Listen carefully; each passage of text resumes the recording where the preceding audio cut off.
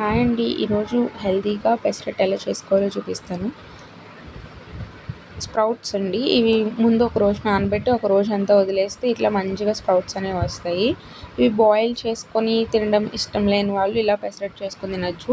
ఇది weight loss recipe అండి. Wait కూడా త్వరగా లూజ్ అవుతారనమాట ఇది తినడం వల్ల. టమ్మీ కూడా ఫుల్గా ఉంటుంది. ఇందులో ఒక 4 పచ్చిమిర్చి, ఒక హాఫ్ ఇంచ్ అల్లం, ఒక టేబుల్ స్పూన్ సాల్ట్ అండ్ ఒక టేబుల్ స్పూన్ పసుపు వేసుకొని దోశ బ్యాటర్లో మిక్సీ పట్టేసుకోవడమే. అండ్ ఇలా దోశ వేసుకొని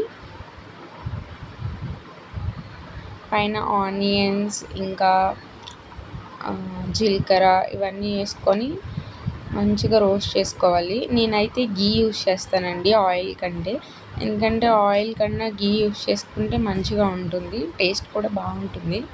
ఆయిల్తో కంపేర్ చేస్తే గీ టేస్ట్ చాలా బాగుంటుంది. చూసారా ఎంత బాగా వచ్చిందో దోశ.